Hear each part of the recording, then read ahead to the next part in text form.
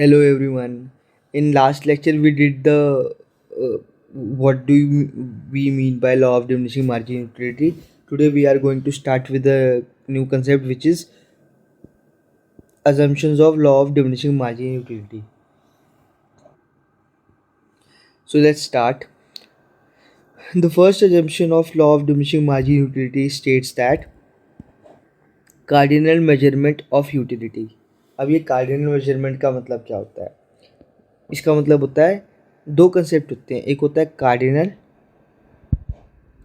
और एक होता है ऑर्डिनल।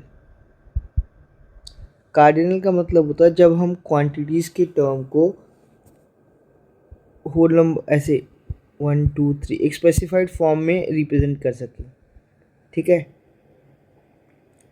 राइट। क्वांटिटेटिव फॉर्म में किसी भी चीज़ को प्रेजेंट करना, किसी भी यूटिलिटी या किसी भी चीज़ को डिराइव करना, उसको हम बोलते हैं cardinal measurement.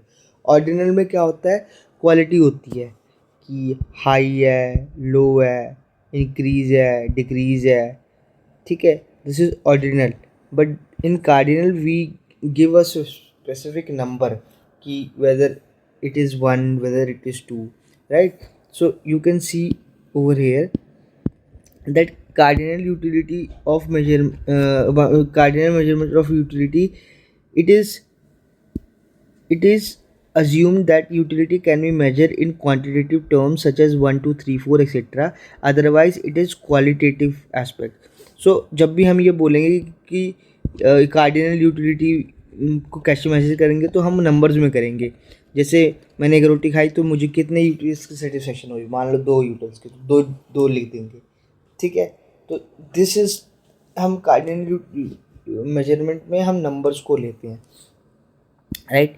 The second one is the standard unit of measurement, right. Units of measurement should not be very large और वेरी स्मॉल, ठीक है। For example water consumption should not be measure in drops और in spoon, it should be in measured as glass of full water. जो standard unit measurement है हम उसका use करते हैं। ऐसा नहीं होगा कि हम रोटी के एक टुकड़े को बोल देंगे कि हाँ एक बाइट ले ही तो ये जी स्टैंडर्ड यूनिट मेजरमेंट में नहीं, पूरी रोटी देखेंगे। जैसे यहाँ पे बता रखा है कि वाटर कंजम्पशन, ये थोड़ी देखेंगे कि कितने चम्मच पानी पिया या कितने ड्रॉप पानी पी, इट इज़ लाइक कितने ग्लास पानी पिया हमने, ठीक है। So this is the standard unit of measurement. Standard unit होना चाहिए किसी भी चीज़ का, ठीक है। अगला है continuous consumption. There should be no time gap, मतलब कोई भी टाइम गैप नहीं होना चाहिए एक कंजम्पशन और दूसरी कंजम्पशन के बीच में, ठीक है। जैसे आपने एक रोटी खाई, ठीक है, एक रोटी खाई, फिर आपने ब्रेक ले लिया और फिर बाद में कुछ देर दिनों बाद दूसरी रोटी खाई, तो ऐसा नहीं होना चाहिए। एक रोटी, दो रोटी, तीन रोटी, जब तक आपको भूख है मतलब। तो there should be no time gap between consumption of successive units of commodity. Example first chocolate in morning, second in evening. हाँ, ऐसा नहीं होना चाहिए कि पहली चॉकलेट आपने सुबह खाई, दूसरी शाम खाई, तो फिर वहाँ पे ये लॉ काम नहीं करेगा या अच्छी प्रोस्पेक्शन नहीं पाएगा, अच्छे रिजल्ट नहीं दे पाएगा, ठीक है। अगला है marginal utility of rupee remains constant. जो मार्जिनल यूटिलिटी ऑफ रुपीज़ का मतलब है परचेजिंग पावर ऑफ अ रुपी, कितने मतलब 1 रुपया कितना चीज़ को परचेज कर सकता है, तो इसको हम कांस्टेंट एज्यूम करके रखते हैं, ठीक है, for all units of commodity. अगला है fixed income and price. It is assume that there is no change in price of good and income of a individual. जो प्राइजेस हैं किसी भी सामान के, ठीक है, चाहे वो बिस्कुट हो, चाहे वो नमकीन हो, उसके प्राइजेस हमेशा कांस्टेंट रहेंगे और इनकम जो है इंडिविजुअल की वो हमेशा कांस्टेंट रहेगी, वो बढ़ेगी नहीं। इसको हम अज्यूम करके चलते हैं, ठीक है।